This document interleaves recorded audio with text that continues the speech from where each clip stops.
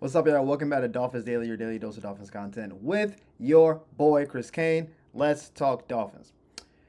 We're back on the Jaylen Ramsey train, and I saw two separate articles that had two different perspectives on this, which I think is interesting because I think both could possibly happen. We are under the impression that we are waiting for a somewhat imminent deal with Jaylen Ramsey, right? Training camp starting next month. We assume a deal will be done before training camp. So we've all kind of been pins and needles, like waiting for reports. The Jair Alexander thing went down, cool. Rasul's still out there. Asante's still out there. We're kind of hanging back. One report said, should the Dolphins consider just paying Jaylen Ramsey to stay home? Like, if we can't find a trade partner, don't cut him. Just pay him to sit.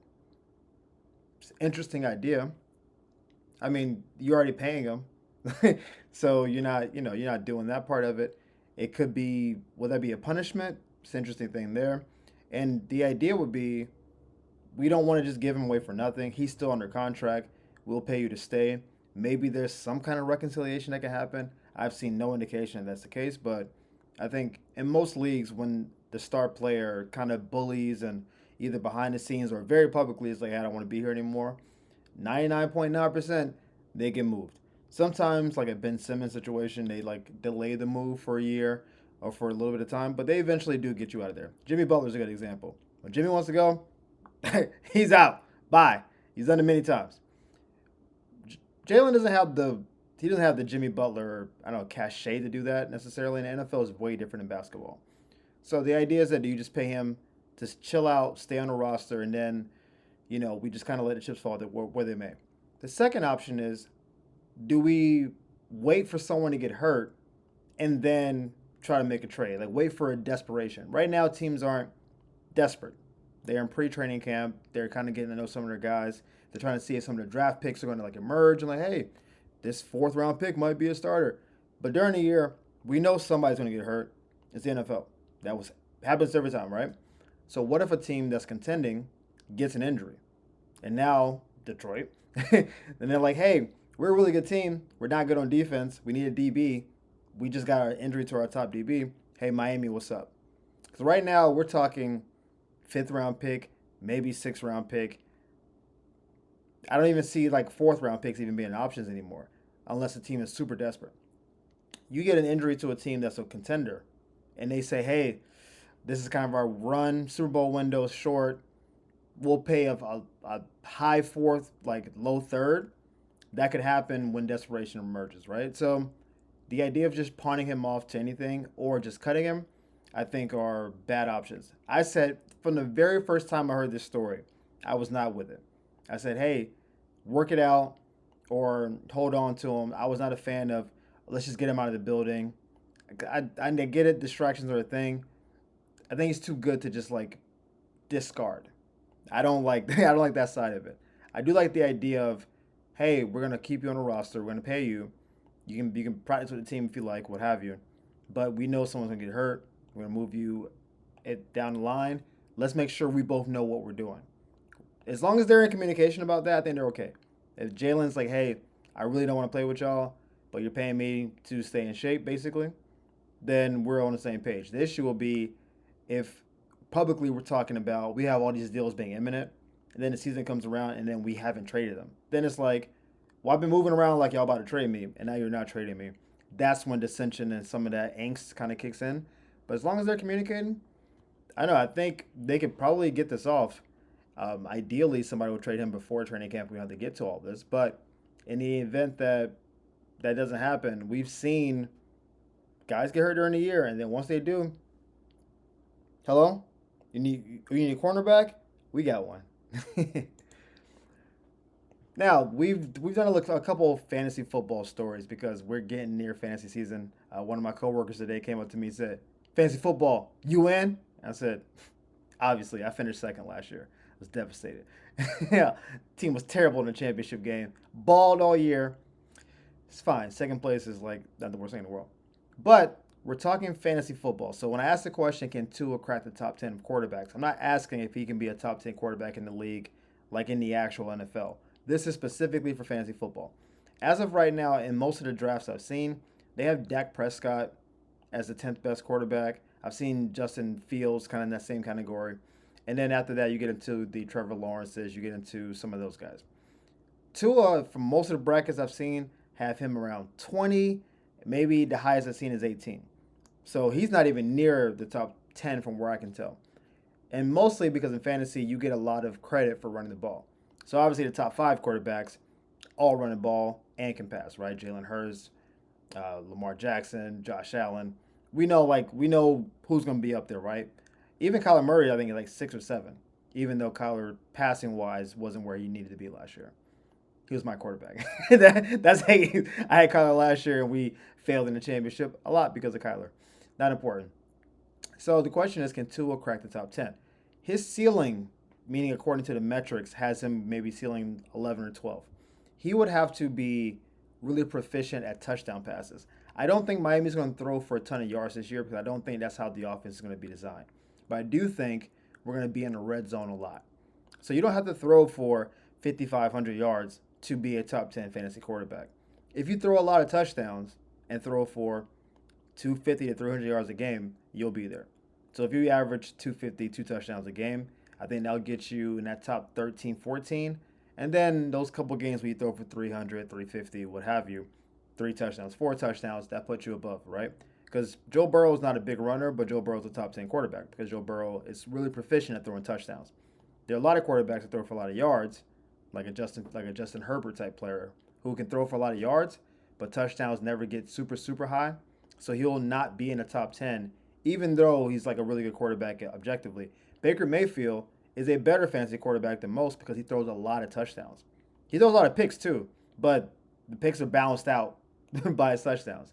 So if Tua can throw over 30 touchdowns, I would say 30 to 35, you're in that 35 touchdown pass range, you're in a pretty good position, right? His best season threw for a little bit over 4,600 yards. If he keeps it over 4,000 yards, 30 to 35 touchdowns, I think there's a possibility he can be in the top 10. And again, you have to be healthy the whole year. We all know that. All this is assuming health, knock on wood, right? But I don't think it's outside the possibility that if Tua plays the whole year, we have all the receivers in the world. He has at least 2 running backs that can receive. I don't know how good of a receiver Ollie Gordon is going to be in this offense. I don't think we're going to use him that way. But assuming we get Jonnu back, which I'm still assuming as of now, you have multiple receivers, tight end, receiving backs, better O-line. I think Coach McDaniel's reputation is somewhat on the line in terms of how good the offense performs. I think his coaching life is on the line based on how the team performs. But if the offense is great and the defense fails him, he might get fired, but it won't be fired because he's not a good coach. If he's like, hey, I gave y'all 28 a game, but then we gave up 30, he might still get fired because we haven't won a playoff game. But people will say, hey, that offense was humming. Tua look great. Receivers are great. He gets credit for that. So because I think Coach McDaniel's pride is on the line and his reputation is on the line for the offense, I do think the offense will be a lot better this year. We put a lot of resources behind the offensive line. We already had the skill positions. We just need a trigger guy, right? And as long as Tua's in there doing his thing, I think I'm not predicting him to end up in a top 10. But I don't think it's outside the realm of possibility where a lot of teams that are in those like winning situations are a little bit more balanced. Because like Jared Goff's not a top 10 quarterback because they run the ball so well. But if Jared Goff is in an offense where he was throwing more, he would be.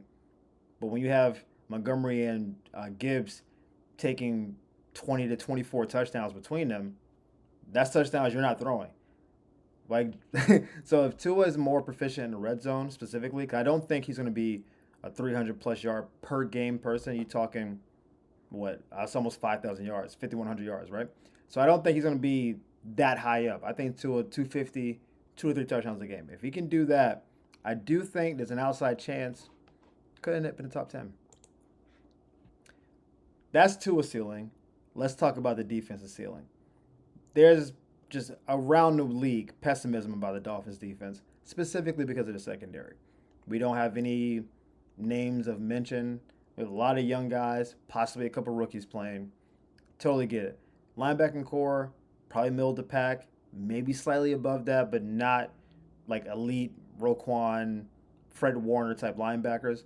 Where we really excel is defensive end and Big Zach in the middle.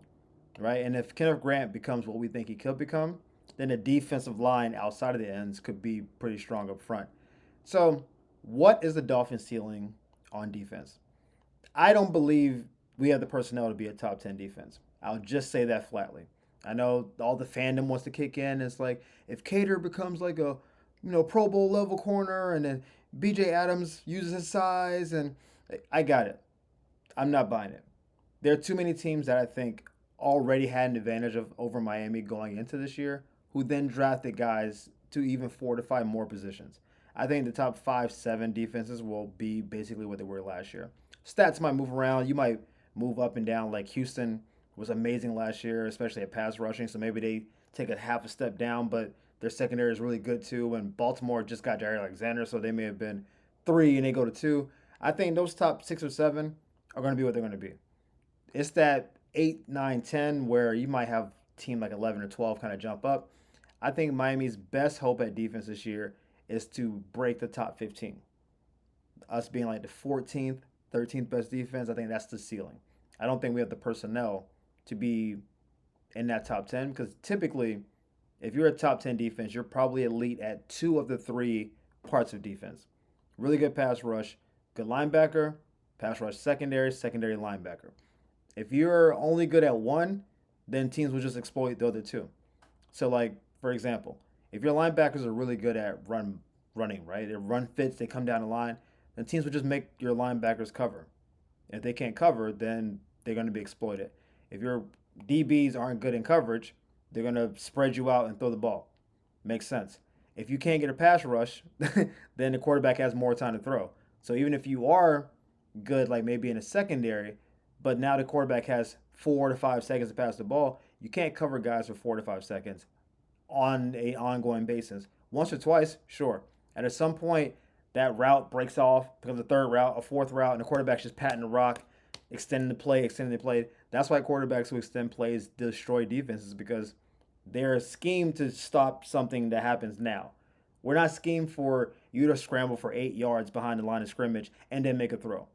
So I think the Dolphins' defensive line could be top 10. I think we have the personnel for that, but I don't think we have the linebacker or secondary to do that. So if we finish top half of the league, I think the offense could easily be top 10.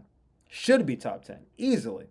So if the offense is top 10 and the defense is like 14, that's a playoff team. Now, is that a playoff team that can go to the Super Bowl? We'll see. But if you have those two, the 7th ranked offense, 14th ranked defense, you should be doing all right. You should be holding teams under 24 points. You should be scoring over 27 points. And if you keep those margins throughout the year, there'll be a couple games to get a lot of control where it's 35, 37, and that kind of thing. But generally, you will be in position to win, and you should win enough games to get in the playoffs. So I think the ceiling is top 15, top half of the league. Just like I think the ceiling for Tua is top 10 for fantasy quarterbacks. And now, we'll see what happens. But as always, guys, thank you for tuning in to Dolphins Daily. We appreciate the love and support. Thank y'all for the likes and subscribes. You guys have been crushing it. We'll see you next time on Dolphins Daily. Peace.